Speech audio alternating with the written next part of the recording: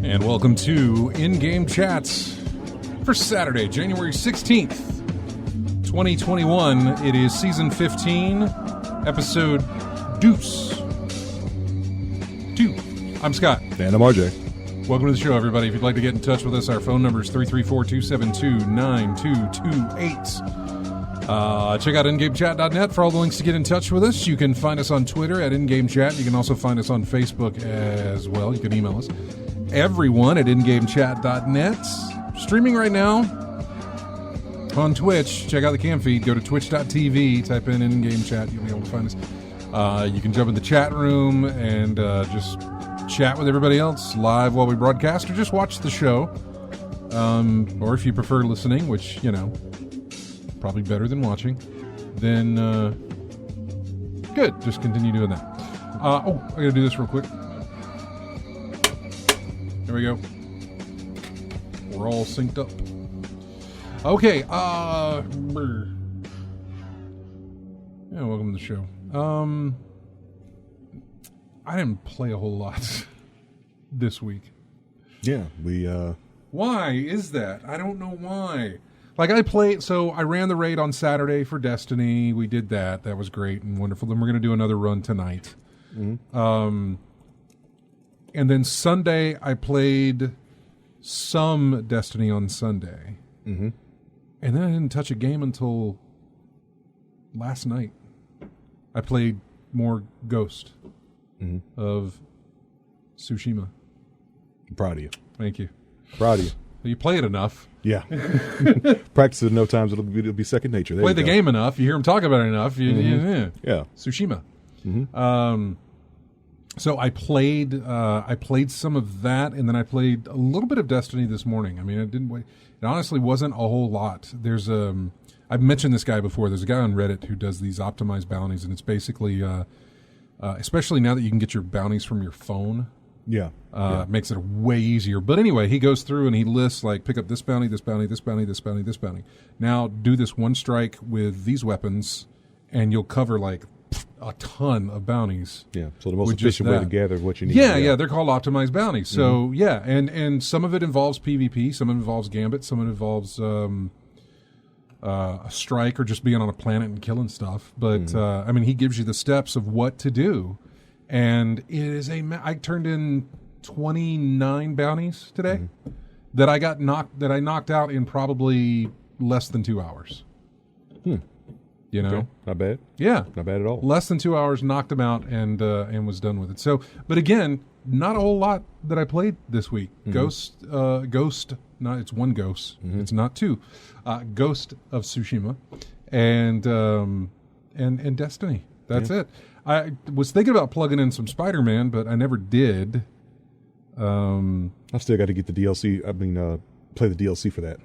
I mean, I bought the Game of the Year edition. Yeah. It was on Black Friday. Wait, if you bought the Game of the Year edition, then you probably already have the DLC. I know. I got to get that's what I mean. I've got it. I didn't know you picked up Spider-Man on Black Friday. You probably told me, and I forgot. Yeah, but I did. Yeah. I picked up numerous things, but that was one of them. The Game of the Year edition. It was the same price. It was a lower price than me having to get all the DLC off the PlayStation Store. So I'm like, man, just get the disc. Yeah, so I got that. Yeah. And I'm going to work on that. Yeah, I've been looking at that. Nintendo is having a sale right now on the eShop. which is they call it their eShop. It's like the PlayStation Store or whatever. It's just their digital storefront. It's their storefront, yeah. Yeah. And they're having a New Year's sale. And so, but apparently, Best Buy, Amazon, GameStop, all these other places, they're matching those prices of whatever they've got on sale that they have to offer. Yeah. There are some games that you can only get through the eShop, through Nintendo storefront. They won't be in stores. But there's some digital, like Stardew Valley and Spiritfarer and Clubhouse Games, which is all those, it's like 51 different board games in one thing. Oh, okay. It's like chess, checkers, and all that stuff. What's another one? Captain Toad is in there as well, that I've been looking at. And I was doing a comparison because I've got my Gamers Club thing, at least for a little while longer. Oh, a good while. Nope. We'll talk about that. Oh. So I was looking to see if there were some physical copies with my discount that would be cheaper than what they were offering or on par. And I think only one of them was. I'd have to go to my cart and see. I can't remember which one it was, but almost all the digitals were much cheaper than like Stardew Valley. I think it's like $30. Yeah. With my discount, it takes it down to like 26. But the digital version's on sale for 10. Yeah. So like that's an easy pickup. Spiritfarer is $22, and I think a physical copy, if it's available, and I don't know that it is, I think is up there like 45 or 30, which again doesn't get it down to where it needs to be. I think the only one that really worked was old Captain Toad, which will be the second time I bought this game because I bought it for the Wii U. I think there was a sale. There was a sale on the PlayStation Network as well. Is there one going on? There's a sale on there. Well, a notice keeps popping up in my There's almost always a sale. Notice anyway. Yeah. But I saw that Control was like $20 digital. Yeah. I never did look at how much it was for the physical copy. The last time I checked, it was like 40. So that was one of the easy pickups, though. If that's the apparently, no, there was nothing that was better to buy physical. I am putting in my pre-order for Super Mario 3D World and Bowser's Fury thing. Putting in my pre-order for that. I haven't done that yet, but I've got it in my cart here. So I was looking at that, but so I was doing the same thing on that, seeing if there was a better version or if it was easier to buy digital than it was to buy physical. Yeah. Especially with my discount at Best Buy. Like what are some of the things you saw for PlayStation Store that were on sale? I saw, like I said, Control. Control was on sale for like $20 digital. That's what it stood out to me. Yeah, anyway. I'd have to see what the PS4. Let's see. Excuse me while I whip this out. Hang on. Control. Not controller. Control PS4. That's about $65. Is it? I'm looking. Last I checked, it was $65 for a PS4 controller. Control Ultimate Edition? Is that what it is, or is it just regular Control? I don't believe it was. I think it was the regular edition. That was $20. Oh, really? I don't know that they have. There's regular standard edition is $30, and you said it's 20. Even if I put that in my cart, it's going to knock it down to probably 25. Yeah. So digital version would be cheaper there to do. The Ultimate Edition, by the way, is only $40, which would knock it down some there as well. No. So going back to the Best Buy thing. Yeah. I got an email. I'll pop it open here for you. Hey, there's that email saying we went live. See, if you subscribe to us on Twitch, you get an email every time we go live, which is every day, every Saturday at the same time. Although sometimes we'll stream, but we haven't done a lot of that in a while. Where is that email from the Best Buy? Feels like Best Buy. This feels like about to be a story where Best Buy forced the issue. They did. Yeah. Okay. Hi, Scott. Hi, Best Buy. We have an important announcement to share about your Gamers Club Unlocked membership. Thank you for being a My Best Buy member and part of the Gamers Club Unlocked program. We've made the decision to end the current Gamers Club Unlocked program, which means we will cancel all remaining memberships and discontinue all current benefits as of March 1st, 2021. Yep. I'm stopping there. I'll read the rest of it here, but let me pause there for a minute to remind you that about 2 years ago, I think it was 2 years ago, it had to have been because Nate was here, and I think Matt was here too, and they haven't been here in over a year now, so they have been here in over a year because it wasn't until I think March when everything hit the fan here with COVID and everything. But they didn't end the program, but they did say that, hey, we're done with the program after a certain date. No more memberships. You can't sign up anymore. Right. They cut that off and said whatever. And then they also said, you can't re-up your membership either. You're just in it until it's done. And I was good through 2032. Somebody online, whenever they posted about this thing, posted that he was good through 2077. I'm like, wow. He probably took the same route I did, which was the deal was that good. It was a good deal. It was a workaround. It was a loophole. Yeah. In whatever it was that they had worded, which allowed me to get at the time what was like $150 or $200 membership. It was for 2 years, and I think it was like $150. And the loophole was like if you bought a game or something, I can't remember what it was. If you bought a game or something like that, you got it for free. Yeah, it basically felt like, to me, the way you described it all that time ago, it felt like it was basically kind of like a red box for a new game. I mean, it didn't cost you too much to get that game and to return it back in. That's how I used it. Yeah. But what I'm saying is when I picked it up to get it so many years in advance, right, was that they had some special. Anyway, somebody found in like the fine print or something like that was that, hey, this also means you can buy, because people were like, well, if I buy a game, I'll go in and buy the cheapest game they've got. Well, people found that you could buy these like $7 prepaid phone card things, and it still worked. And so I went and just bought a ton of those for $7.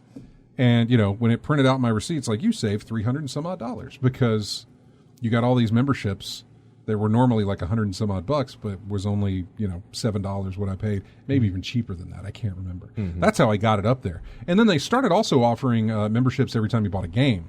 Back when the membership went down to a year plan for like $30 or something like that, you'd get it for free. And so I stacked onto that as well. This is why I have a Gamers Club Unlocked membership until 2032. Because there was a loophole that I took advantage of. I think I still have the receipts at home where it shows all that. I think I posted some of those receipts in our G chat one day, ever how long ago that was. But anyway, so I have a very, and the way that it worked, what you were describing is that you could go buy a new game and it's 15 or 20% off. I don't know. Yeah. A $60 game cost you $47. If you bought it brand new, and it was $60, you paid $47. Take it home, you play it, take it back and trade it in for in-store credit. And you also got a benefit to that. They would take whatever the price was for trade-in value, and they would put 15% on it, and say, "Okay, we're going to pay you. You'll get this much back in a little gift card that they would give you." And so basically, all I would do was buy the game, take it home, play it as much as I could, and then take it back like the next week after I bought it. Put in a good weekend of it. Take it back the next week, trade it in, get $45 back, $45 back. Close to the amount that you paid for it. Almost, yeah. It was. I was basically out $3 every time I bought a game. Yeah. Once I got that loop going. That's why I said it was a long red box rental. Yeah. It was just like that, and that's exactly how I used it. And boy, did I use it. Anyway, the email goes on to say, as a current Gamers Club Unlocked member, we will be refunding you the purchase price of your unexpired memberships. We will mail you a refund check for each membership. You can expect to receive your check by the end of March 2021. Your Gamers Club Unlocked benefits will remain active through February 28th of 2021. Despite this change, you will remain a member of My Best Buy, which earns you rewards on your Best Buy purchases, blah, blah, blah. So, yeah. So they are, now it's a done deal. They are getting rid of it. Mm-hmm. It served me well, even Yes, it did. This past Black Friday, they did not, because they had basically killed the program, this past Black Friday, they didn't put any restrictions on it. Mm-hmm. Usually they say, well, Gamers Club Unlocked doesn't work on Black Friday prices. Oh, they worked. A $10 game was $7. Mm-hmm. A $30 game was like $27 or $25, something like that. So, I took advantage of it. Mm-hmm. I took a lot of advantage of it. Mm-hmm. So yeah. Yeah. Anyway. Oh, well, you got your use out of it. I did, and I'm gonna hate to see it go. I'm trying. I'm scouring. That can be a hard thing to say sometimes. Mm-hmm. Scouring.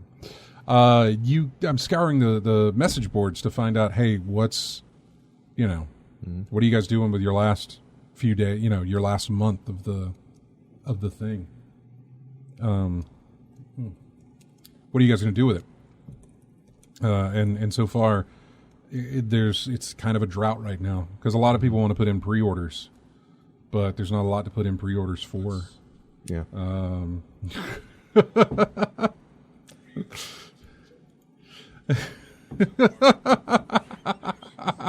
Breathe. There you go. Goodness. Wow. Not the first time this happened. Casket Sharp is in the studio with us. Hey, hey, tell you what. Here, go there. You can use those headphones so you can hear yourself. Yeah. There you go. Huh? Okay, fine. No. There you go. What have you been playing? You know what I've been playing. Stuff and things. Yeah. Yes. Well, I mean, if you made your presence known with the phone thing as you were watching the show with the phone, might as well do that. Yep. But don't, if there's any consolation, Matt's is still the king of the best interruption we've ever had on the show. Was that where the white women at? Yeah, is that that's what it was? The Blazing Saddles quote was broadcast. His phone just goes out of nowhere. Hey, where the white women at? I was like, Matt, what is that? He's like, oh, it's a ringtone. Who have you set your ringtone to? Turns out I think it was Sarah, right? I believe so. It was Sarah? Yeah. Which, God, we haven't had her on in a long time. We haven't heard her on, we haven't had anybody on since almost a year. I guess it'll be a year in March. Yeah. When all this stuff happened, March, and it was like, you can't, no, we're not doing this. So, so yeah, it's almost been a year. I'm hoping maybe this year it turns around, that hopefully Nate can come back. I don't even know. I saw where he put up his Death Stranding PS4 branded. Yeah, he put it up, yeah. He put that up for sale. Mm-hmm. And I saw where, I didn't see anything about Matt. I haven't heard anything from Matt. I don't know what's going on with him. But it'd be great to have Matt back, Sarah back, and get Nate back as well. Yeah. If we could have a call here. Oh, wow, we have a call. It's so rare. Hi, who's this? It's me, Chris. Hey, buddy. What's going on, man? What's going on? Speaking about that little interruption you talked about, I think Greg's played that off and on his show, too, every now and then, too, hadn't he? Oh, well, yeah, totally. But it's just something that we didn't... I knew he had the hotkey, but it wasn't me. It was Matt. His phone just went off. Or you thinking if you press something and then like... oh, no. No. I knew I didn't press anything. First off, I don't know where it's at. I can't find it among his 900 hotkeys that he has. I have no idea which page it's on or anything like that. For whatever, there's a number of different pages of hotkeys. Each page has like, I don't know, 18 or 20 some odd, maybe it's 30. I think it might be 30 and he has many pages and has no idea. Of course, he keeps that all in his mind. I don't see how he does it. Yeah, he knows where everything is. So I knew that I didn't do it. And because of the microphone and especially the way Matt reacted, I knew where it came from. It came from his phone. We were just like, what's okay. It's just an odd to have as a ringtone or a text tone or whatever it was. I can't remember. So yeah, but yeah, that went off. So yeah, I remember it here, and I was listening to the show that day, and I got a chuckle out of that. And I said, "Yeah, Greg would have been proud of him, huh?" It was just out of nowhere. We were completely silent, and it just happened. And so, obviously, it wouldn't have been as hilarious if it interrupted us. It was just that we had a pause in the conversation, and then bam, there it was. That came out. So yeah. Did you put it as part of your best of compilation? I don't remember. I can't remember. All right. Okay. See, that'll distract me. Mm-hmm. Oh yeah. That'll get me distracted. It's UFC. Mm-hmm. What's going on with you, Chris?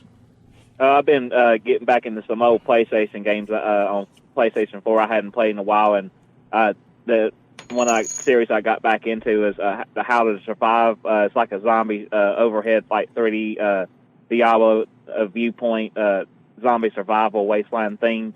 You know, God, that's a long description, man. Yeah, it's it's like a lot. It's well, anyway, people can look up gameplay footage and everything, but I hadn't played the both games in a long time, so I went back through and beat the first one or beat it far enough that I'm satisfied, and then I started back again on the second one. So I've been having fun playing those.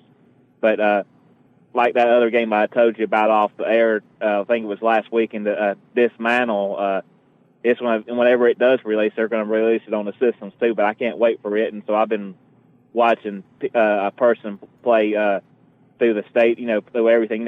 All his videos are like a couple hours long, so he's going through, slowly and everything, but I've been enjoying watching him play the game, and also I can't wait to get into that when it does hit the street sometime. Well, good. Anything else? And then I've also been messing with an old remote control G-scale locomotive set that I found here locally at the flea market, and it's made in 1990, but I'm having a darn fit with it. The original engine that came with it, the people left the batteries in it, and the battery actually corroded all the gears and everything. It's made a darn mess. If anybody, everybody knows how that does the battery compartments and everything. So I took it apart and got to the gears and where the motor is and everything. Everything was corroded. All the contacts that were supposed to be nice and clean and shiny were all corroded and green. I said, all this is like this. I'm sure it got into the electrical motor, so I'm sure the windings inside the motor is shot. So I said, nope, this one's no good. This one will be a shelf unit. Yeah. So it's fried. I found another one that does work. It was crystal clear, perfectly clean, and I got it to running and everything. But in the meantime, the little remote that came with it takes a 9-volt battery, and then you can make it go forward, reverse, and make it stop. It has a little slide switch. Well, that little switch was broken. Well, I got the slide switch fixed and got it all put back together, but there's something else that's going inside that remote that's not making it work. But it will interrupt the engine now and make the locomotive stop running. But sometimes it wants to make it work. It has something's going on with that remote, but I may end up having to buy another set with a working remote just to make it a functioning set. But I'm having some real fun and some headaches messing with that sucker. But hey, at least it'll run. If you don't have the remote and everything, you can just turn it on and it'll run full forward and at full throttle. You just have to catch the darn thing and then turn the switch off. But you can't put it in reverse. But it takes old 6D batteries. So. All right, man. Keep us posted on that, buddy. But yeah, I'll probably buy another whole train set, another engine, and everything, because I've seen one listed on eBay. It's about another $100 out the pocket. If How I want much to get stuff it, do you have? There's two No, I mean, much. don't. I was going to say, don't start calculating Yeah, counting it right now. I'm about to say that's a spur of the moment question. You We just don't put have on that like kind that. of time. But, That would take you another 2 or 3 weekends nonstop to probably go over that. good Lord. Just too darn much. Or you can anybody listening. They know the other word I could represent instead of that, but I'm not going to say that since we're on the radio. But, Okay, that's good. Well, Chris, we appreciate you calling, man. Thanks so much. All right, y'all have a good afternoon, and y'all stay warm out there. All right, buddy. Thanks, take care. Bye. Bye-bye. Got another caller. Hi, you're on in-game chat. Who's this? So I felt a disturbance in the force, like my good name was being besmirched. Oh, man. There's a voice we haven't heard in a while. I haven't heard that voice in a long time, actually. Long time. It's been a long time. What's going on with you? Been a minute. By the way, this is Matt, everybody. Yeah, it's Matt. Hey. Yeah. Okay, so are you still listening, or does somebody say, hey, they're talking about you again? No, I just happened to be driving around. I was listening. Mm-hmm. You're driving around. Why don't you come be on the show with us? I wouldn't mind that. I need to come back. You do. We got a lot of catching up to do, man. It's almost been a year.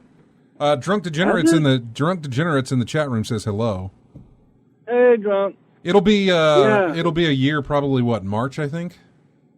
I don't know. Yeah. Because March is when it kind of all went south here as far as the pandemic and stuff. And so I know you're probably here. I got COVID sick back in the holidays. I did too. Well, I got it. You know everything I've been through. Yeah, I got it in October. It was the end of December, and it was terrible. Oh, yes. No, it was horrible. Lethal Migraine says, who's Matt? It sounds like a soundboard automated voice. It is. We built a robot, called him Matt. Makes sense. Yeah. He works for the government. Yeah. No, it'd be great to have you back. So, just hit me up anytime, man. Because I've sent you the news like 3 or 4 times out of mistake. Because I knew you weren't going to be on, but I think I sent you our little show stuff. A few times there. But yeah, just tell me, man. Just come back on. That way I can set up a third. We haven't had a third camera in this thing since. It's been forever. A year. It's been forever. Yeah, I'd definitely like to come back on and catch up. Well, we'd like to have you, man, and it's good hearing from you as well. So you can give us, so we can remember what it was like. I would go over like what you played, but I caught you right. I didn't know it was you. Otherwise, I would have let you hold on through the break. It's fine. I just want to call and say hey. Yeah, no, good hearing from you, buddy. I'm glad you're doing well. Everybody in the family and friends, they all doing good? Yes, everyone's healthy and just making it the best we can. Good. All right, cool. All right, man. Well, good hearing from you. Take care, and thanks for listening. Yes, always. Have a good one. Talk to you later. See you around, man. Bye-bye. That's good to hear from Matt. Haven't heard from Matt in forever. Yeah. Seriously, I haven't heard from Matt. I think maybe through the Google chat thing. Mm-hmm. Whenever we talked about, I don't know if I think it was my heart attack or the COVID. Yeah. One or the other. I know he, sent well wishes my way. So yeah, that was the last time I heard from him. I haven't heard his voice since last time he was on the show, really. Yeah. But good hearing from him. Good hearing from Chris. If you want to call in, you can. 334-272-9228 is the number. Let's go to our first break, and it is music from the Gears 5 expansion. Hive Busters, I think is what it's called. Okay. This is the music from the ending of that game. We'll be right back with more in-game chats right after this.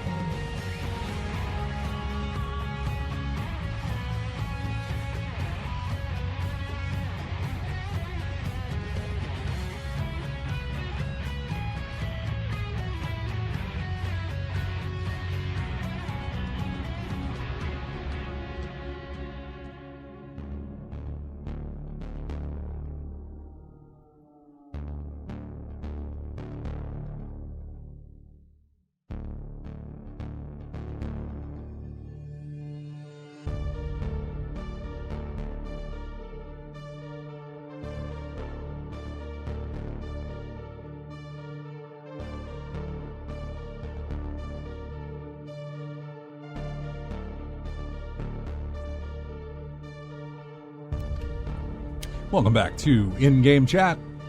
Not Saturday, January 16th, 2021. Might as well give the date here. I'm Scott along with RJ. And this is music from a game called Ghost Runner. We may or may not have played music from Ghost Runner before, but I kept seeing it pop up in, Wario and a couple others, like, sale on Ghost Runner, blah, blah. And it's just, I was trying to find music. There's not a lot as far as new release type stuff. Look, Steam's got a ton of new releases, but they're all these little indie, little $5 games or whatever. Joe Gamer Maker at home doing this stupid thing. Yeah, probably has no music at all. But yeah, so I checked that out. Really like the music for it, though. This is called Blood and Steel. Did we finish going over your games? I know I kind of went off the rails there. We never started, actually. Yeah, because you had said I guess we talked about that before. Yeah, I'm sorry. I apologize. Go right ahead. No, don't worry. It's not going to be much anyway. It's still Cyberpunk 2077. You finished? I finally got to an ending of that game. I said last week that I was going to work on doing that, but it took me all week to do so before I finally got to the ending of that game. Well, one ending anyway, because apparently there's multiple endings to the game, but I got one, and it wasn't very happy. But then again, considering the setting that this game takes place in, there's not going to be a happy ending anywhere in this game. So I got the best that I could with what I got, basically, really. Either way, I mean, spoilers. If anybody's and spoilers coming up for Cyberpunk, apparently. But the ending I got to was 6 months to live. Okay, I don't know what that means, but okay. Okay, yeah, but that's the ending I got to. As my nomad character. I think I put about almost 200 hours, according to the save file anyway, in this playthrough. Very similar to my playthrough with Fallout 3 and 4. A whole bunch of hours put into these characters playing through the storyline, basically spent doing side missions and whatnot. Because, in fact, I still have a whole bunch of side missions left to go through in that game. Mostly the police crimes and assaults that I have to pick up. So basically at this point, with that file, I'll probably be trophy hunting at that point, just trying to pick up all the missions and jobs and side jobs that I missed during the original playthrough. Yeah. And then there's a playthroughs I wanted to take care of with Corpo Origin and Street Kid Origin, because there's slight differences here and there. Certain ways situations and conversations can go depending on your origin. Like there was one that I missed with Nomad that I could blackmail one of the corporate people in the prologue as a Nomad that I missed, but I couldn't do with the corporate or the Street Kid. I find it odd that I couldn't do that with the corporate, because corporate, I would think, the inner workings of how corporations work. But that blackmail option was only available with the Nomad and not the corporate, and that just struck me as odd. But as days go by, I'll just keep trying to pick up stuff here and there, and find all the things I missed as a Nomad playthrough that I'll probably try to pick up with corporate and Street Kid. Okay. Yeah. Anything else you played? Oh, that was it. That was it. I spent all this week trying to get to that one ending. Well, you bring up Cyberpunk, and there was two things that we got this week from them. CD Projekt issued an apology video for the release, and they also released an update roadmap, which is the dumbest thing I've ever seen. I only say it because it just says, here's what we're doing, but it doesn't say anything about when. Later. It's got the release, and it's got hotfix, and then it hits 2021, which are things they've already done. Somewhere in 2021, we'll get patch 1.1 and patch 1.2. In between that and the end of the year, we'll get multiple updates and improvements, free DLCs, free next-gen console update, but that's all we know from it. There is absolutely no single date listed on any of these on this roadmap that they've issued. Not a single time frame, just sometime this year is when it'll happen. I'm like, okay, that's fine, but that's also pointless. You didn't have to release some graphic that gives that. You can just say this year you could expect, 2 updates or 2 big patches, multiple updates and improvements, along with free DLC and the free next-gen upgrade stuff. Which, honestly, we shouldn't even have to be putting the word free in front of the next-gen console update. Should just come with that. If you have the system and you buy the game, then it should just come with that update. It doesn't. I get that, because we've already seen precedent where somebody's released a game and said, no, you need to pay extra if you want that. I want to say it was one of the NBA, I think it was a sports game, NBA or something like that. I can see it that way, because that's like, how. Hey, if you want the upgraded version, you need to pay an extra. If you ever followed FIFA with EA and how they do theirs, man.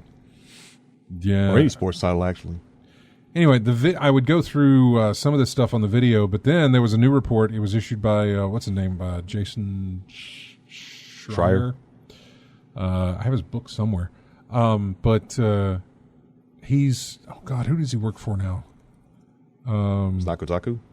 No. He works at, he writes for Bloomberg. Okay. So the original story here is: a new report has shed fresh light on Cyberpunk 2077 troubled development. According to Bloomberg's development sources, Cyberpunk 2077 suffered from a raft of technical problems and unrealistic deadlines set by the management team at the studio. The disastrous December launch resulted in its removal from the PlayStation Store and a warning label in the Microsoft Store, and the refunds and everything else.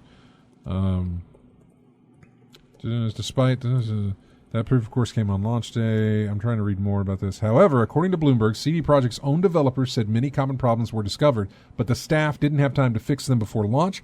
According to these sources, the management team dismissed concerns raised by engineers that the game was too complex to run well on the aging last-gen consoles. The report also revealed that while 2077 was announced in 2012, full development actually began in 2016, when the studio head Adam took over as director and overhauled the game, including shifting it from third person to first person. Bloomberg reports that the game's E3 2018 demo was almost entirely fake. Look, I never believe anything you watch at E3 or any of these gaming things. I know you want to. I want to as well, but always keep it in the back of your mind that they are doing this to sell you on the game. So they're going to show you the best that they can completely offer, even to the point that it's not anything that's actually in the game. Let's all look back at Watch Dogs reveal way back when, and then what we got with Watch Dogs. Cyberpunk's another thing as well that you can look at in that regard. Mighty Number 9. There's been plenty of these things where they show off something and it ain't what you're going to get. CD Projekt hadn't yet finalized and coded the underlying gameplay systems, which is why so many features such as car ambushes were missing from the final product. Developers said they felt like the demo was a waste of months that should have gone toward making the game. Author of the report, he took to Twitter to reveal more, saying features originally planned, such as wall running, flying cars, and ambushes, were all cut during the process of development. CD Projekt addressed the removing of the wall run features shown off in gameplay demos prior to launch, saying they removed due to design reasons. Let's see. The previous gameplay had shown the player character using mantis blades to perch in hard-to-reach spots before leaping down to assassinate enemies. That never made it into the final version.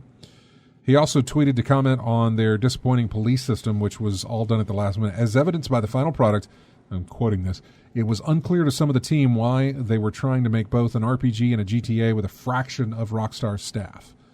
The approach to crunch has come under fire. There's a huge article on this thing. Bloomberg reveals the extent of the crunch that occurred at the studio over the years, with some staff saying they felt pressured to put in extra hours by their managers or coworkers. They did respond. CD Projekt Red has responded. That Adam guy, the guy who took over the head, he responded in a tweet, but it has a document attached to it.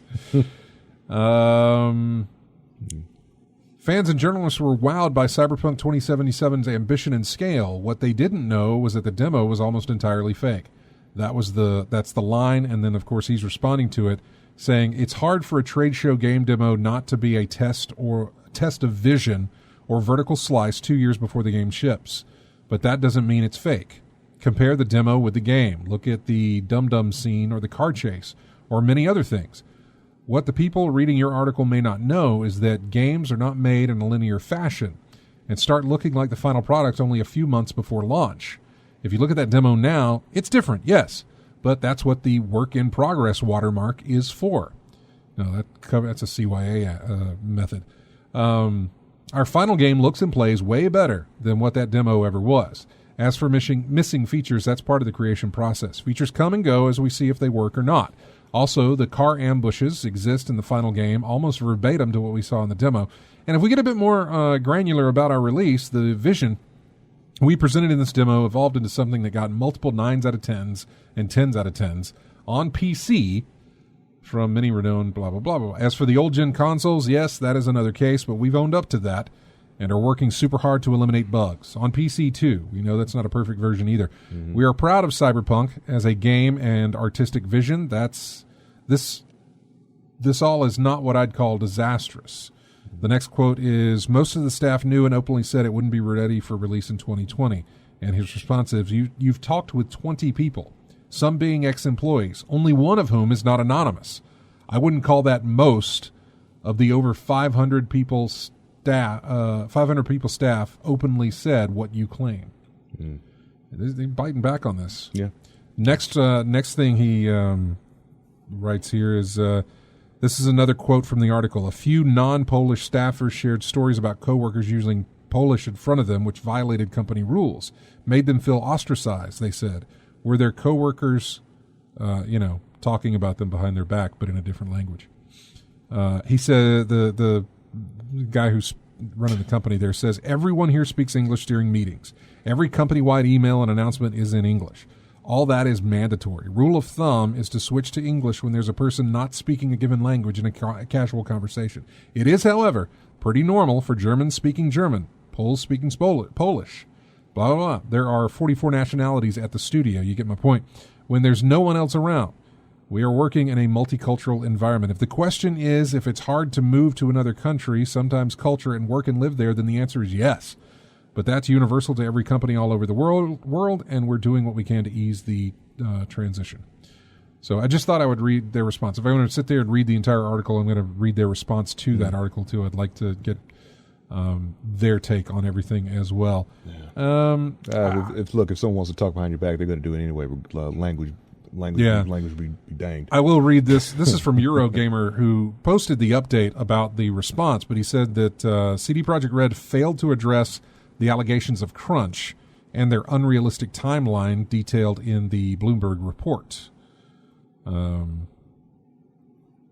yeah, so... Ever say whose decision it was to release it as is? The guy who released... So CD Projekt Red issued an apology, and it's a video apology. Mm-hmm. And the guys, whoever it is, and is it Adam? No, it's the co-founder who's in the video. Yeah. And he says, let's see, the initial plan, he says, was to make the game look epic on PCs and then adapt it to consoles afterward. Despite the age of the PS4 and Xbox One consoles, the job did not look super difficult at first. Famous last words. He says, we knew the hardware gap, yes, but ultimately I think that time has proven that we've underestimated the task. At the same time, he also said that testing failed to reveal many of the problems players encountered after the game was released. I don't know how. As we got closer to launch, we saw significant improvements each and every day, and we really believed we'd deliver in the final day zero update that he said. But of course that didn't happen. He does say somewhere in the video, he's like, look, this is all on me. This is my fault type of thing. He's just taking the brunt of it for the team, but but it still doesn't clarify whose decision it was to release the game in the state it was in. Who makes matter of fact, who makes that call really? The publishers, developers, backers, sponsors? They're the publisher and the developer. Okay, so they're both. Yeah. CD Projekt Red is both publisher and developer. Okay. And so it's on them, and by them I mean it's on their management team, to make those decisions. Yeah. And they had to make a decision. They've had to make multiple decisions over the years about delaying the game. Like, okay, we got to delay it again. Okay, we got to delay it again. We got to delay it some more. You know, they've made multiple decisions, all that. I feel something forced them to not push it back any further. Whether it was investors. Yeah. And you know, who knows? This feels like we can't afford to delay this any more than we've already had. That's what it feels like. That's exactly what it feels like, is that they were in a rock and a hard place type thing, and they was like, we can't go any further. Lesser of two evils. Yeah. Delay again or release this 70% finished game. God knows what they had to negotiate to get just that few week delay from November to, December, I think is what it was. You know, maybe that was just a month. But still, I have no idea what they had to tell their investors or what they had to say. Hey, look, it still needs some more time. We're sorry it's not out yet. But obviously, it had to be released at some point, I think. And you know, we know how the financial stuff. It's starts in October, or it ends in October, starts in March, or something. I can't remember. Fiscal year type stuff. Because I remember we used to do game of the fiscal year. Yeah. We didn't do game of the year. We did game of the fiscal year. And I can't remember why it was we did that. Everybody does game of the year, but you know, you'd forget games or whatever. So we did game of the fiscal year, which means we did that in like March. Yeah. So yeah, I don't know. I think they had a certain window, and they had they probably had all this marketing that was ready to go, and just it was sitting around. It's kind of like, it's a lot like what you can. I'm not even trying to downplay it. It's just a great example to look at. All the movies that got delayed because of the pandemic, right? Where they're just sitting on a shelf, and finally Warner Brothers said, "We got to release this stuff, man. It's just sitting there. It's not making us money now. We spent money. It's not making us any money. We got to do something with it." We can't just hold all these things until theaters come back in and then get released. And I imagine we need a return on this as quick as possible. And I'm guessing there's something in there with Cyberpunk, or CD Projekt Red, which was the same way, where they said, we can't just sit on this thing. We've delayed it enough. It was announced in 2012. You know, we did a demo thing in 2018. Got delayed. We can't just keep sitting on this. It's not doing any. We're not making money for our investors. We're not being able to pay back our investors. We're not being able to pay probably not being able to pay our staff. So I don't know. I don't know how it all works, but you're right. I do feel like they hit a point where this is it. We got to go with what we got. Yeah. And but you know, don't anybody say that. Just release it and hope nobody notices. Which is not something you do. That would be the second thing. Like, if you see that wall coming, prepare. You know, if you can look down, if you actually do see the end of your track, then prepare for when you're going to get there. You know it's coming, so just prepare for when you're going to get there. Have something ready to go, or at least get it out there ahead of time, saying, "This is not finished. This is not complete for your previous gen consoles." But we're going to do everything we can in our power to make it that way. Just be up front. And they weren't doing that. I think they lost a lot of gamer goodwill, I guess. I mean, I say that. I don't know how the mindset of a gamer holds on to these things, because it doesn't necessarily matter. Yeah, certainly Lethal Migraine said in the chat room how much that stock continues to drop. It does drop. That's the stock. Yeah, stock market stuff. Yeah, exactly. But if they come out and be like, we're doing Witcher 4 next. Oh. Yeah. You know. Turn around. Yeah. Then everybody's like, back on your bandwagon, buddy. Hey, that's great to hear. Well, for one, we know they can do it. They've done it 3 times already. Yep. So, sure. You know, you're probably, that's your wheelhouse, man. You just guys keep going with that. But, like I said, the attention span of an angry gamer lasts as long as your next announcement, basically, or until the next thing that comes in and takes over that. Unfortunately, they released in December, and there was nothing else to steal the spotlight. All the focus was on Cyberpunk. Yeah. And I'll be, you know, let's be honest. I think all the focus was going to be on Cyberpunk, regardless of when it released. Yeah. Because of all no of one that. else wanted to, no one else wanted to compete with that, probably. Well, nobody else wanted to compete with it, but it was also hyped up beyond, I mean, this thing was majorly, a lot of people looking forward to this game. A huge amount of people looking forward to this game.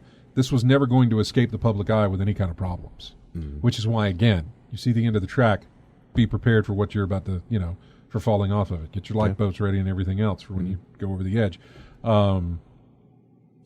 FGC Drizzy says they should have just focused on PC and next gen. They gave too much time and attention. Well, apparently they didn't give enough time and attention to the old gen, because the old gen is what's got the problem. Yeah. I think focusing on PC, I don't think that was too. Again, I haven't played any of it, but yeah, if the lawsuits, Lethal Migrant says the stocks like it involves CDPR has to do with lawsuits. Those lawsuits that come in, and I'm sure most of them don't have anything that they can really stand on. There might be some, especially with this thing from Bloomberg. If any of that stuff turns out to be true, they might can find more reasons to go after the company that way. But yeah, I mean, I get that. I know that their stock is going. I'm just saying the angry gamer part of things that will last as long as until the next thing happens, whatever the next thing might be, or until they announce something that gets everybody back on their side. I would agree. It should have never been a previous gen project in the first place, but it's also a project that started in 2012, or at least so we thought. This report says that everything got overhauled in 2016. Again, at the same time, there was a release date set before we had new consoles, and then it got delayed. To the point that we have now new consoles. So, yeah, I agree that it shouldn't have been, but I think it was probably being developed for those consoles in the first place. I want to say it was being developed just for those consoles. Obviously, they had the PC version ready to go, but yeah. So anyway, it's a long rant there on that one. So, yeah. Anyway, we should take a break because we are at the top of the hour, and we should really hit these marks like we're supposed to, even though we never do.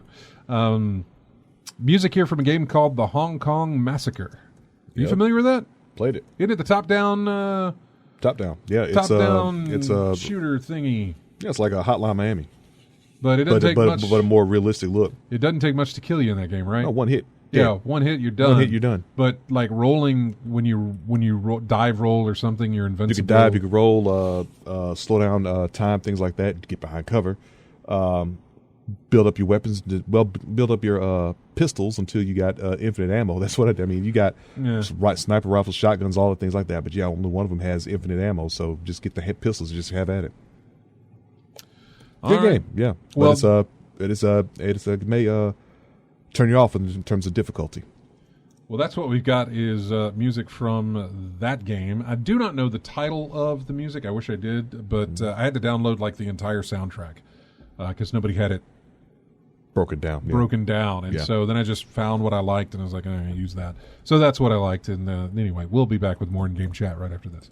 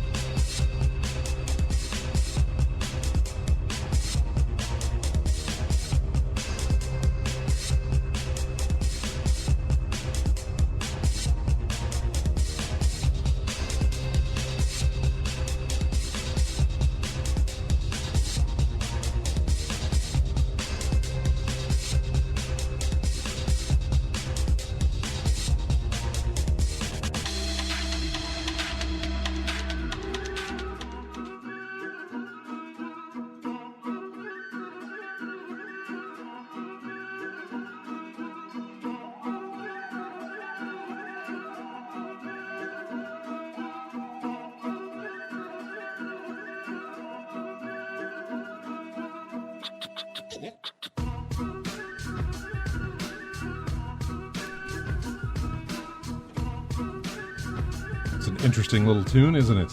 Yeah, like Renaissance Fair remix or something. Yeah, welcome back to In-Game Chat. Scott along with RJ. And we heard from Matt earlier. What you're hearing right now is the village theme for a game called Yaga. I have no idea what Yaga is about. I just saw it, and I was like, well, let's see if it's got some music. Turns out it did. So I used it. That was the whole point of it. Yaga. So I don't know anything about it. Are you looking it up? Yeah, I'm looking it up. When did it release? 2019. Breadcrumbs Interactive. Really? Published by Versus Evil. Curious as to what it's... It says video, shooter, role-playing. Interesting soundtrack for that thing. All right. Oh, goodness. So, let's see. We did our talk about Cyberpunk.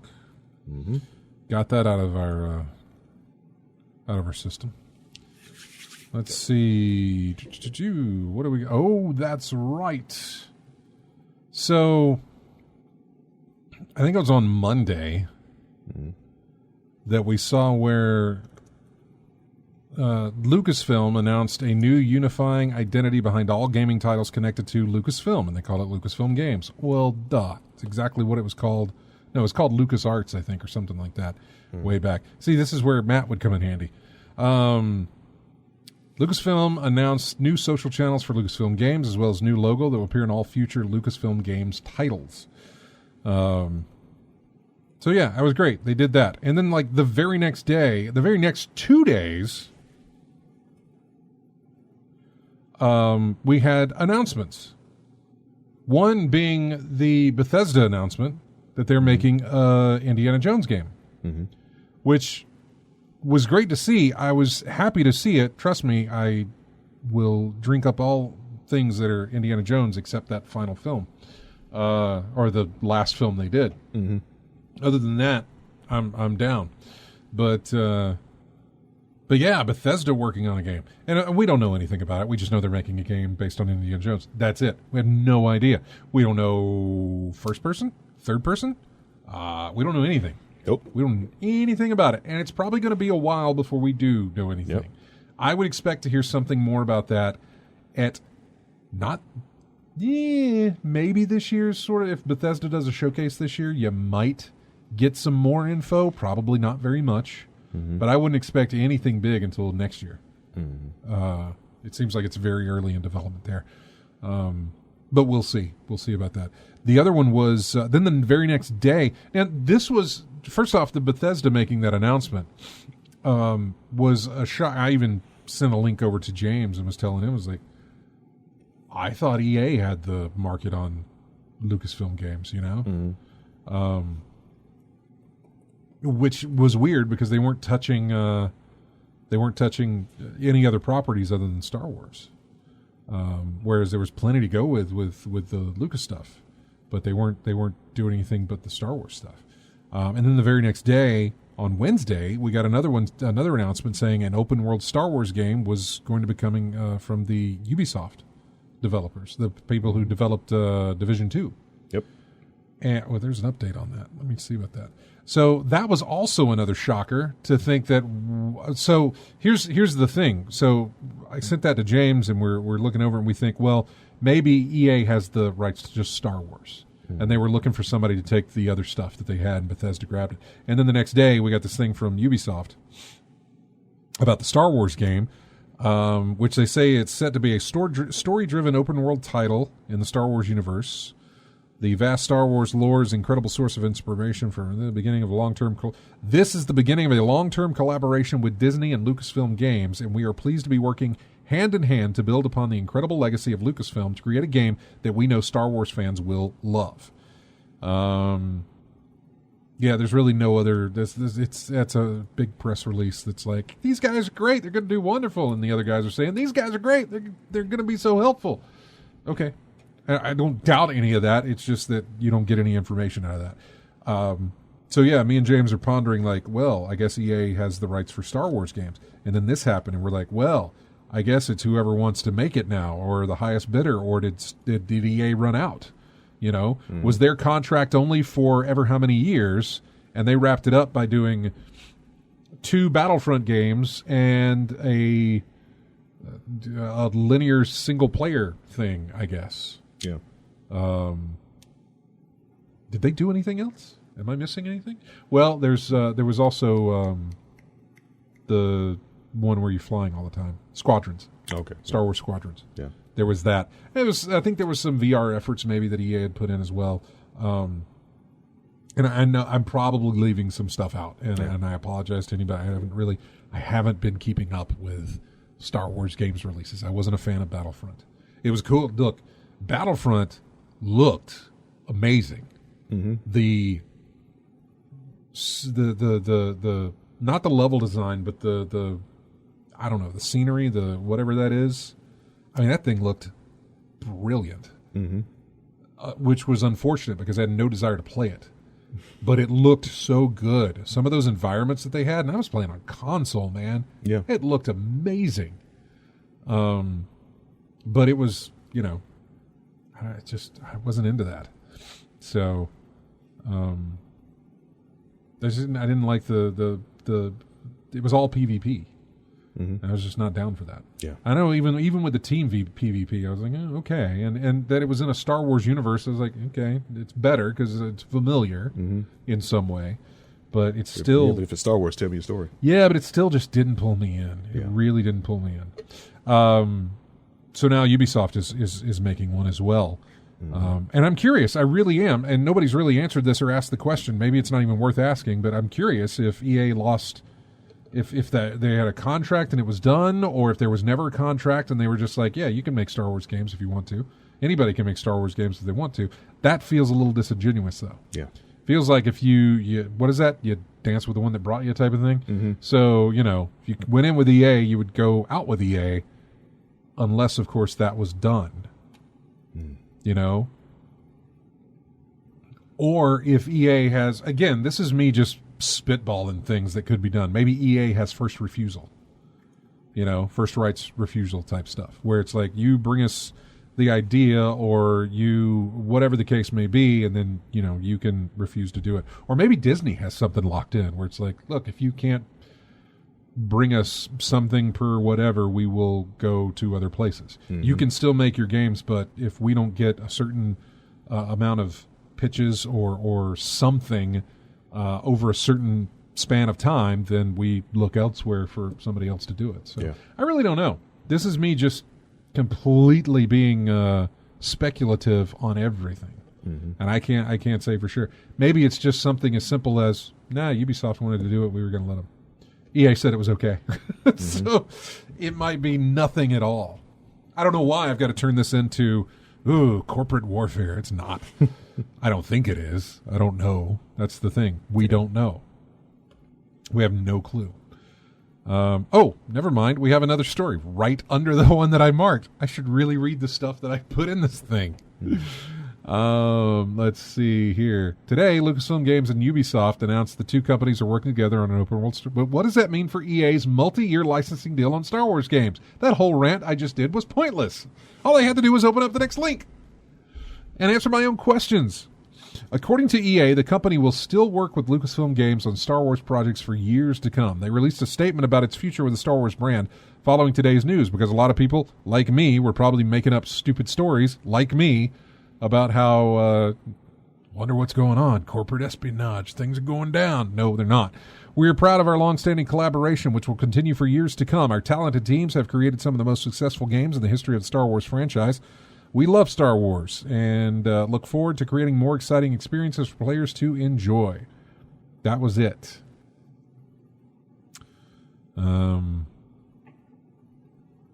Yeah, that's it. The EA partnership led to several games, including Battlefront 1 and 2, Jedi Fallen Order, Star Wars Squadrons as well.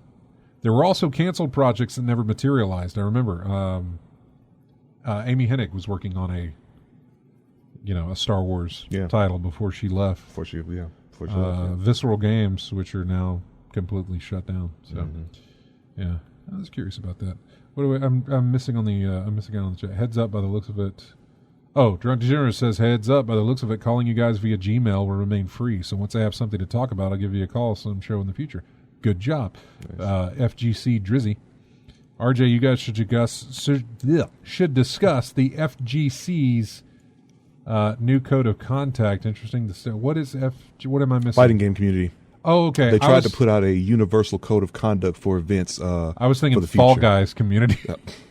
I'm sorry. No, Fall Guys is huge. So is fighting game community. Yeah. But, you know. Yeah. They tried to put a universal code of conduct out for all events in the future. Yeah. But, as with anything universal, some of the rules won't apply. It's not going to fit in some places, like there was some definitions that they have there that really trying to sanitize the community that really doesn't fit with me. Like, for instance, I'll give you an example. How's trash talk going to be taken at this event? Do they do? I don't, I sit there. Okay, so. I'll give you that for an example. Because I see definitions in the code of conduct I got pull up here, like there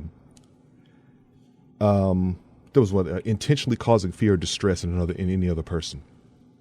That's a broad statement. You could put it in any type of way. Well, he was just causing me distress because I talk trash. I'm getting in your head. I'm getting in your head. It's making you. It's going to be obviously. Obviously, that's going to come down to their word versus your word type of thing. Yeah. If that's the case. Yeah, that's the thing. Which maybe what it does actually is eliminate trash talking altogether. What I was going to. Well, yeah, that bugs me already. I know. If you can't tolerate trash talk, you're in the wrong arena. What I was going to bring up though was that I've watched, and again, I've only watched. God, now I've forgotten what it's called. What's the big one in the summer? Evo. I've only watched Evo, and I've loved watching Evo. I hate that I missed it. I know Evo still sort of took place differently this year, or did it? I don't think it took place at all. Okay, it wasn't virtual type thing. So something like that. Didn't happen. Didn't happen normally. But I'm saying, out of all of that, I haven't seen a lot of trash talking.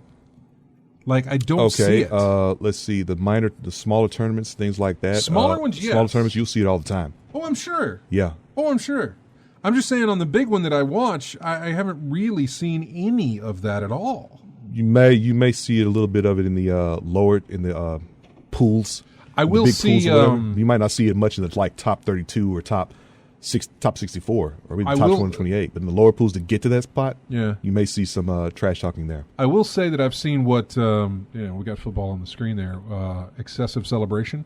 Yeah, I will say that I've seen some of that. Yeah, excessive celebration, and I bet that's probably in their rules of conduct or whatever their code of conduct might be. Yeah, would be like, come on, man, be a good sport. I mean, it feels like the basic things: don't steal, don't cheat, don't collude, don't win, and then get up in your competitor's face. Don't pop off. Yeah, okay? don't. You call that? Is that popping off? Is that causing fear, distress? Don't do the DX chop.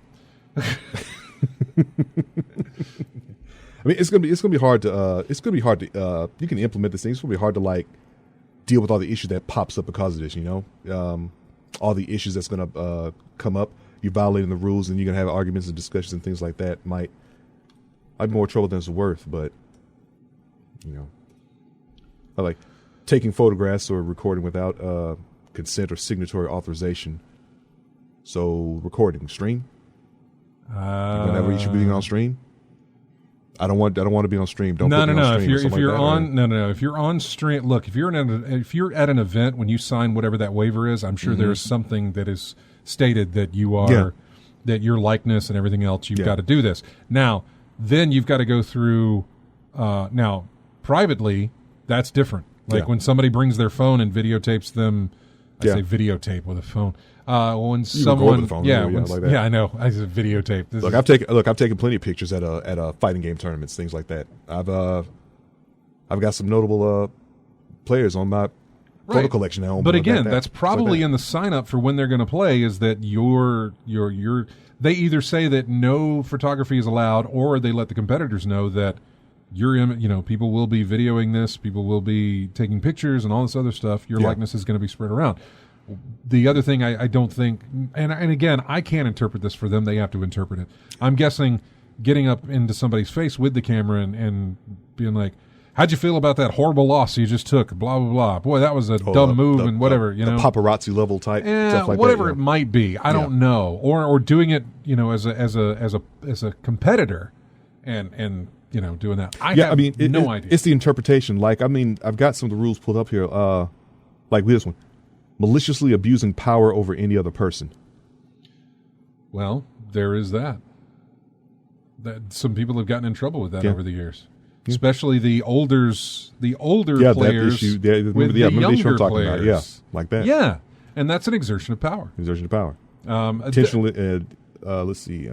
They're being they're being vague, but I'm pretty sure you can pinpoint what caused the rule, and just say, "Don't do that." Yeah, you know, they can't specifically say, "Don't be like this guy did, where he did this one thing and blah blah blah and got into a lot of trouble." They have to just, here's our rules. Yeah. But I think you can pinpoint every single reason for those rules existing. And I know they may suck, but there's been a lot of damage done from previous.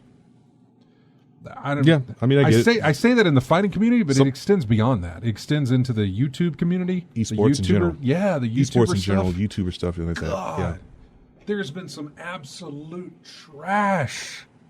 Of human beings who have been on these things and who have done these things. Oh, dear God.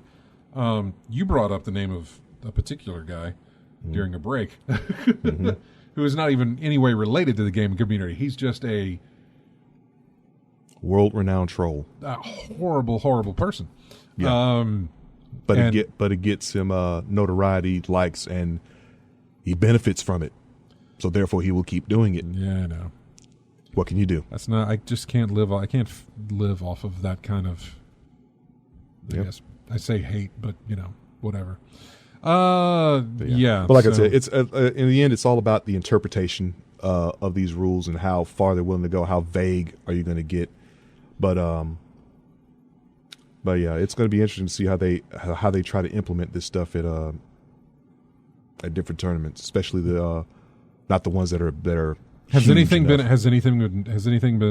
just jumping gears a bit, but staying on the topic of fighting game community? Mm-hmm. Has anything been announced as far as any kind of tournaments that are going to be able to take place or that they're trying to take place? I haven't heard about any, not anything physical, but they're basically online. Really, there's been a lot of tournaments online, especially Street Fighter 5. But that's got to be tough, man. It is tough because the code is not up to snuff. I mean, there's been some issues with connectivity with a lot of matches. You got to make sure. Yeah, you got to make sure your code's up to snuff on that one, man. It's not. It hasn't been for a minute, really. But, FGC says the Capcom Cup has been canceled, I'm sure, and Evo is probably like in a holding pattern to see what's maybe going on. I will say, I got an email from Reed Pop, which is a company that owns a ton of. I didn't know they owned websites, but they own a ton of websites, and they also put on a lot of gaming conventions, and specifically PAX. And we talked about this at the end of last year, or maybe it was the first of this year, last episode. I don't remember. We talked about them saying that PAX was going to. They're like, here's the dates for PAX. We've locked in these dates. They may not happen. Yeah. But if they do, here's the dates for it. I'm like, okay, well that's good, but you know, I'd rather them just say, hey, we're going to wait. You know. Yeah. Rather than put it out there and say it might happen, it might not, we don't know. Because, first off, they haven't rounded up any developers to be at these things. Again, it's not generating people to be there. You got to generate, I say vendors, but people that are going to show off what they've got at these things too. And they don't want to put people out there either. And a lot of these companies aren't necessarily located here in the States, and they have to international travel, and that's very tough to do. So, even still... And I would love to be glass half full on everything and just say it's going to be a great year. That's never been me, and I would rather be. I would take better comfort in the fact that they just say it's not happening this year, guys. Yeah. Don't wait for us to put tickets on sale. Don't save your money for something that may not happen. Just we're not doing it. I would rather, instead of putting it into this holding pattern of maybe we will, maybe we won't, and if we do, here's the dates. Yeah, I don't need to know that. Yeah, but it's like it's like when you were talking about PAX earlier. Like they wouldn't announce the cancellation because like insurance, some for insurance reasons and things like that. Right. Yeah. So, but see, a lot of these places are in contract. PAX certainly. Mm-hmm. Both San Antonio and Seattle both are under contract with those. Not the cities. Well, I guess with the cities themselves, but with those. What's South by Southwest with the city or something like that? South by Southwest is in Austin. Okay. And I believe you're right. Well, I don't necessarily know that it was in contract with the city, but I know that the city lost money by not having South by Southwest. And I would say the same thing with that other film festival they do, Sundance. Okay, yeah. In Park City, Utah, I think is where that's at. Again, a lot of revenue being lost on these places, these resorts, and that sort of thing. Mm-hmm. But at the same time, I know that these conventions are locked in with these convention centers for multiple years. You know, they're like, yep, we want you. You know, we may not have the date set of when they're going to happen, but we are locked in to do these things every year at this particular location for a number of years. Then they renegotiate the contract and extend it even further, and that sort of thing always comes up. So their biggest fear was that we can't announce that it's if we go ahead with it and say we can't do this when the state hasn't sanctioned the closing of, you know what I'm saying, where it's like we got to close these things down, then we have to pay. It's the insurance won't cover that. The insurance would cover us if the city, for whatever reason, says, "Hey, we're shutting down. We can't do the thing." Then we're covered. And so they couldn't really make that announcement until that had happened. And I don't necessarily know that had happened, what it had done. I can't remember. But they took a long time to say basically what everybody pretty much knew. It ain't happening. Mm-hmm. And even still, there were people who were saying, I don't even care if it is happening. I ain't going. Yeah. Because it didn't matter. And I kind of sit in the same boat, especially this year. Obviously, last year was an obvious thing. This year might be more of a, I'm just going to take the year off for this one as well. Mm-hmm. Let's let the vaccine and everything else. Let's let it work its way through the system of everybody else, and of the entire rest of the country and world itself, and then we can get back on track for next year, which is where I would sit with it. But that's just me. Lethal Migraine has a comment on that esports stuff, and he's exactly right. In some cases, I don't want to say all the cases because there's not. Obviously, the ones you hear about are the ones where it's pretty bad. Yeah. All it takes a few to mess it up for everybody, though. Exactly. That's right. All right, we got to take a break. When we come back, we're going to talk about Hitman because I think Hitman 3 gets released this week or next week or something like that. We're going to talk about that. What else do we have in here? That's a short, quickie one for that. Yeah. We got some more stuff to talk about, and we got about less than 30 minutes to get it all done, and we will. Coming up on In-Game Chat, we have got music here from a game that Casket Sharp picked up. I didn't know if it had music, but it does. It's called Bulb Boy. Bulb Boy. It's a weird thing. It's kind of like that other word I had a problem with saying. Mm-hmm. Which one? Oh, please, there's plenty. Okay. That one. But the one earlier where I can't remember what it's not. Oh, I can't remember what the word was. Do you remember what the word was? You don't remember what the word was? Okay. It's not Tsushima. Mm-hmm. It was something else where I said it was a weird word. Scouring. Scouring. Yes. Try it again. I don't know. Looking really hard. Okay. I'll just say that. So yeah, Bulb Boy.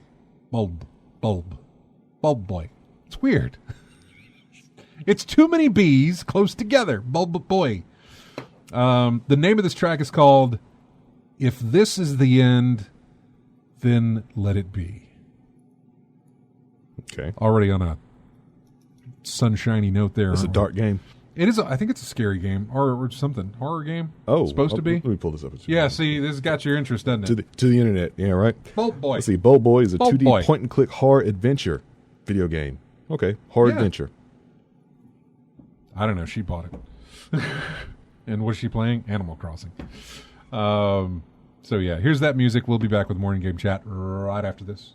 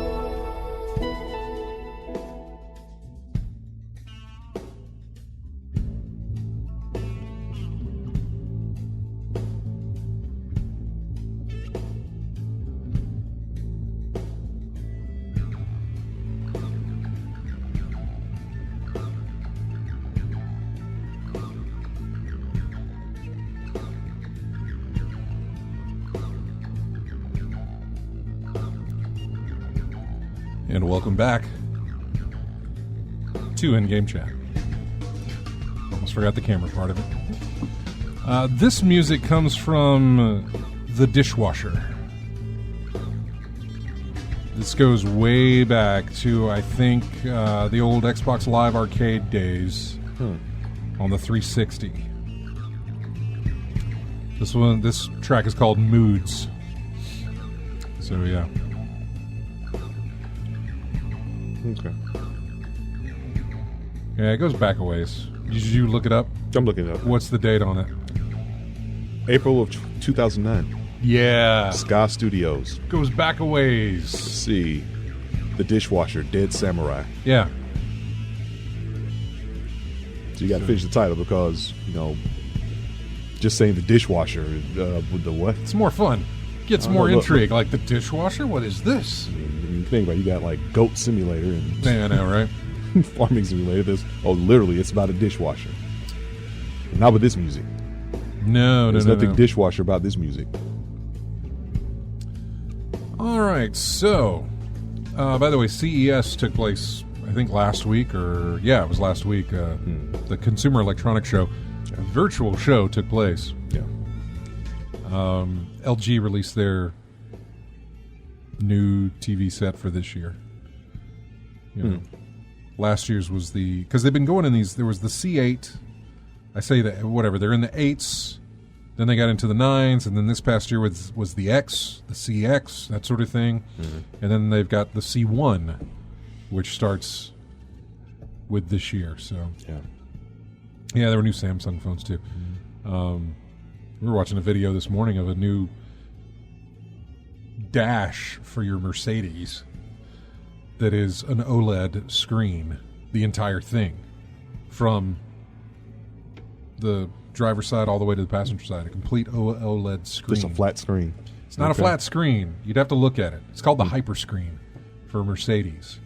And, you know, it's got, I mean, the whole thing is a screen. So, Plus, I mean, it's a whole screen. Yeah. One smooth surface going from one one into the smooth other. surface. Now, it is made up of 3 individual screens, but they look like they're all together. Okay. Yeah. And it's pretty awesome to look at, but yeah, I don't know. It was cool. I'm always a big fan of when they integrate it, but I like it when they go in, when they integrate it like full throttle. You know what I'm saying? Yeah. Not just, hey, here's a little touch screen where your radio is. No. We made the entire dash a touch screen for you. Okay, fine. You know, I'm impressed with the ones where they put your where they get rid of the dash completely and everything is projected up to the windshield. The windshield, yeah. You know, on a lower whatever, and just completely get rid of your dashboard. Yeah. So yeah, well, that thing's still playing, isn't it? Yeah. So yeah. Anyway, the gaming side of that is that we talked about Arcade 1-Up, and they unveiled new cabinets. Yeah, new cabinets. This year. What did they unveil? New X-Men. undersized cabinets. Yeah, I know. The 4-player X-Men game from way back in the day. Still got that on my PS3, I think. Yeah. Yep. That's why I backed it up, because I don't want to lose that. With that game, you get X-Men, you get Captain America and the Avengers. If it's from the NES days, that was horrible. That is one of the only games I remember picking up that I was... Because when you're that age, and I can't remember what age I was, but I spent my own money to buy it, which is what I spend my own money now to do, is buy games. But at the time, the money wasn't coming in like the money comes in now. Well, it's not coming in anyway. But it comes in, but it goes out just as quick. I was like, I'm going to buy this, and I bought Captain America and the Avengers, and it just was crap. Horrible. I remember playing it in the arcade, though. Yeah, and then they got one called The Avengers in Galactic Storm, which is a game I've never heard of. Killer Instinct. Killer Instinct cabinet as well. So they announced that. Included games, Killer Instinct and Killer Instinct 2. Okay. Battletoads. And Battletoads Double Dragon. Battletoads arcade or? Yes, arcade. The arcade one from EA? Yeah. Okay. All right. I guess from EA. It says Battletoads, and then in parentheses it says arcade. Okay, yeah, EA. So, the EA one. Dragon's Lair, which I thought we already had. But apparently it was made by a different company, I guess. Chris was talking about that one. Yeah, because I don't know if he probably got the same one. Chris was talking about that may be him on the phone. We'll get to him in just a second. Dragon's Lair is included, Dragon's Lair 2, Time Warp, and Space Ace, which were all of the Laserdisc collection animated Don Bluth games. Yeah, I think the collection was on PS3 as well. I believe I got all those too as well. Yeah.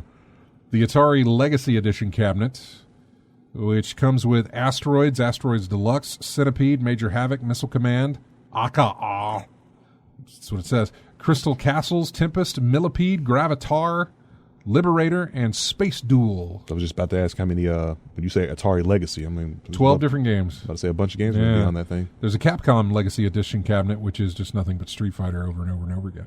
No, there is. It comes with 12 games. 1944, Commando, Dark Stalkers, Final Fight, Ghost and Goblins, Street Fighter, Strider, and then Street Fighter 2 World Warrior. I was about to ask, was it Street Fighter, the original Street Fighter, or Street Fighter 2? The original Street Fighter. Yeah. And then they have Street Fighter 2 World Warrior, Champion Edition, and Turbo. Mm-hmm. Then they have Super Street Fighter 2, the new Challengers, and Super Street Fighter 2 Turbo. Yeah. Those days when it took you like 9 attempts to throw a fireball in the original Street Fighter. Yeah. Then they have the Bandai Namco Legacy Edition cabinet. Okay. That comes with 12 games in total. Dig Dug 2. Nice. Galaga, Galaxian, Mappy, Pac-N-Pal, Pac-Land, Pac-Man, Pac-Man Plus, Pac-Mania, Super Pac-Man, and then something called Rompers. And then there is a pub table for 4 players. 4-player Pong? What? Huh.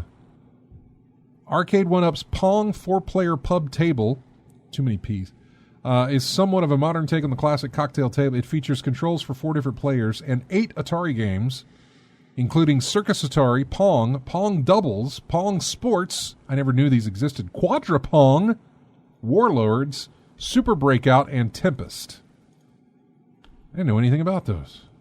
This is the first time I've heard that. Those are the games from Arcade 1-Up. These are really tiny machines, just to let you know. Yeah. Hey, you're on In-Game Chat. Who's this? Hey, this is Weeks. Hey, Weeks. Hey, Weeks. Hey, I was just going to say, hey, talking about the cabinets, man, the two, there's really 4 that stick out in my mind. It was the Teenage Mutant Ninja Turtles one. Yep. Mm-hmm. And then, of course, that standard X-Men one was just fantastic. Both of those were at Looney's here in Montgomery. I used to play it all the time. The ones I remember, the big 4-player, obviously the 4-player cabinets are the one I remember. It was, and I want to say it started with Simpsons, or did it start with Ninja Turtles? Well, Simpsons was definitely one of them. Yeah, Simpsons was one. Ninja Turtles. But then the other 2 that stick out in my mind are the just Marvel versus Capcom, that whole series, and then X-Men versus Street Fighter. And I'll never forget being a young kid and seeing Rogue pick up somebody and just plant one on them and it do so much damage. I just thought that was hilarious. Yeah. But I was going to mention, did you guys talk about the Pokemon Snap announcement? No, we haven't brought that up, and I don't mean to say that we haven't brought it up because look, none of us here play Pokemon, and I know that it was coming out, but yeah, Pokemon Snap was announced, which hopefully you can tell us why that is a big deal, or is it a big deal? Well, just for me, it's the nostalgia. It came out kind of later in the life. I guess not. Well, no. Now that I'm thinking about it, I guess it's not really too late. Midlife of N64. I think it was 1999. It came out in the midlife of Blockbuster. I can tell you that because I went in Blockbuster and played with their stupid kiosk for Pokemon yeah, that's Snap. Right. They had that where you could print your pictures. I remember that. I never did that because I actually never owned the game until later, but a buddy of mine had it. And it's one of those games where I think a lot of people, they're waiting. What is it now? I guess been 22 years, and they're waiting for it. Yeah, March of '99. March of '99. Yeah, March of '99. So everybody, and it's releasing April of this year, and I think everybody's really excited. I saw the trailer, and I'd love it for it to have been Professor Oak still, but if I remember correctly, I don't know if it was the video game voice, but the anime voice passed away, I think last year. Mm-hmm. It may have been 2019, but just to have that that flashback, but in a more immersive world will be interesting. There's so in the whole world of Pokemon, it's so much battling, right? That's what everybody's stuck on, and to kind of have this more of an immersive thing into the world. And I think they've been doing a really good job of that recently with the newer games. Yeah. But it's a hugely different take than the standard game. So that's all I want to say. Well, thanks for calling in, Weeks. We appreciate it. Absolutely. Y'all have a good one. Yeah, take care. Take care now. Oh, yeah. What? I was looking at the voice actor he was talking about. Oh, yeah. Passed away in 2018. So, when does this come out, actually? Hitman 3. Oh, Hitman? Hitman 3. What day does that come out? What day does Hitman come out? Doesn't give me a date. That's interesting. You looking it up? I was looking it up. It just said vague January 2021 thing. Okay, well then probably next week. Yeah. It's probably when it comes out. So anyway, at some point, IO Interactive issued a thing saying, and I've got it right here, Hitman 3 is the best place to play every game in the World of Assassination trilogy. All locations from Hitman 1 and Hitman 2 can be imported and played within Hitman 3 at no additional cost for existing owners. Plus, progression from Hitman 2 is directly carried over into Hitman 3 at launch. That's great. Nice. Except there is one special thing. They went ahead and released something on their website back on, it was yesterday, it says. So Friday. And it says it's a mess for players on PC, seemingly thanks to Epic Games Store and Steam not playing nice with each other. On console, things are pretty straightforward. Players who already own Hitman 1 and 2 on PS4 or Xbox One will be able to carry their progress over to the PS4 and Xbox One versions of Hitman 3 respectively, as well as redeem both sets of levels as DLC in the new game. On PC, things are not so simple. We've done everything possible to make this process smooth and player-friendly, they wrote. However, due to various circumstances out of our control, we want to acknowledge that the process is different to our initial plans for PC players. It's not different, it's broken. Anyone who buys Hitman 3 within the first 10 days of its launch on the Epic Games Store, where it's currently a timed exclusive for 12 months, by the way, will automatically get access to the Hitman 1, which is also available to buy separately on the Epic Games Store's DLC. However, Hitman 2, which isn't currently sold on the Epic Games Store, will need to be purchased again as DLC in order for PC players to access those levels, even if you already own it on Steam. As Hitman 2 is not available on the Epic Games Store, we have set up an 80% discount for this access pass for the first 14 days after Hitman 3's launch. It will also grant access to Hitman 2's Expansion Access Pass. In other words, the studio will give PC players who have to rebuy Hitman 2 a massive discount to unlock the content in Hitman 3. They already own it, and you said it would, and if you're on a console, it just comes with it, but not for PC. It's not clear how much they'll have to pay. Their subreddit, or the Hitman players on the game subreddit, are upset, in part because IO Interactive itself had previously stated that existing owners would be able to play all their favorite levels in one single place at no extra cost. And, of course, they released the statement that they wrote last August about how that was going to work. Something's obviously changed, though it's not exactly clear what.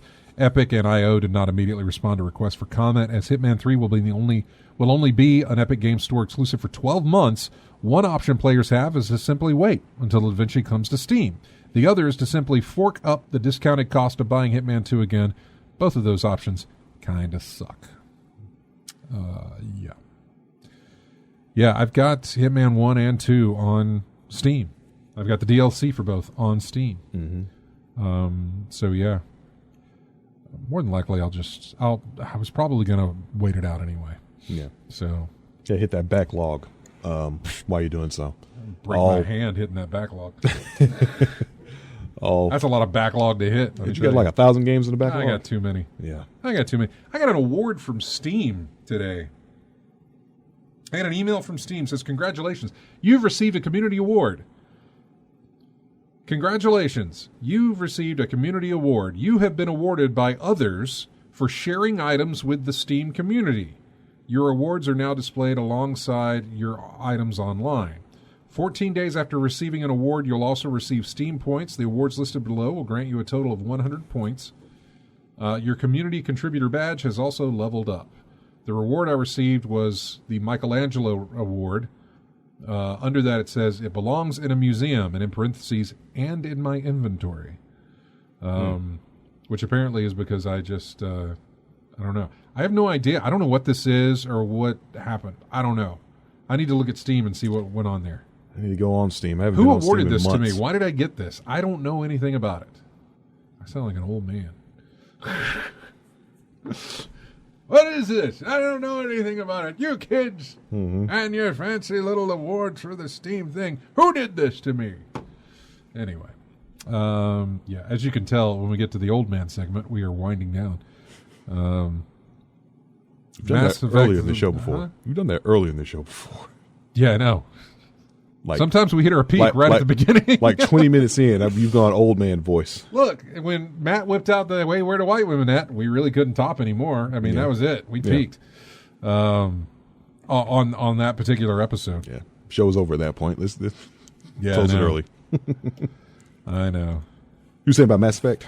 That little Legendary Edition, the one that's like got all the Mass Effects, it should launch in March. Apparently, is what we've got. Didn't M3 still jacked up or something? Maybe not 3, but Andromeda. Andromeda was which would basically Mass Effect 4, but it was the one where it's like, we're going to step aside and focus on somebody else. Whereas the next Mass Effect is apparently supposed to be like, hey, remember that thing we did? Don't worry about it. We're going back. Okay. Remember how you guys didn't like Andromeda? Yeah, we're going to go back to, what what Mass Effect was. You know? You can't do 3 games and then switch it up and be like, here's something completely different. Yeah. I say that, and I'm sure people can throw out like, well, what about this and this and this?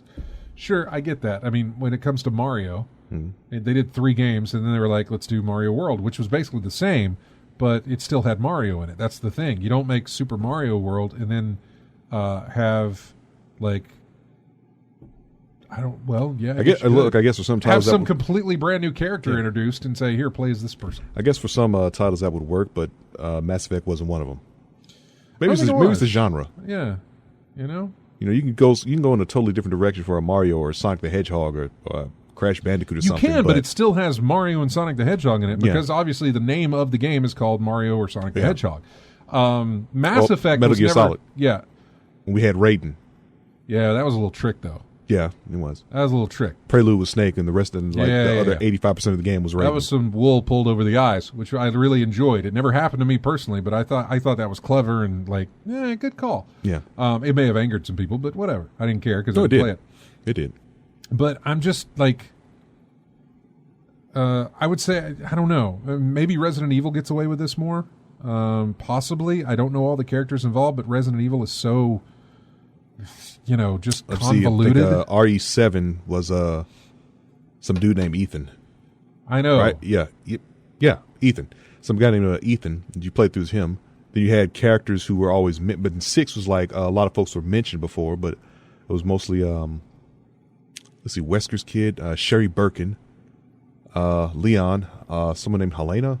Yeah. Basically, folks tied together in the universe for 6. But Resident Evil and Mass Effect stands aside because of the length of play. It is role playing. You develop your character develops the friendships and the loyalties and everything else from your crew that you gather and everything else. And you go through this. You build stuff. Yeah. Maybe Andromeda did the same, and maybe it did. I don't know. I didn't play that, but at the same time, it was like, okay, I got to build up all these friendships and relationships and everything else again, or whatever it was.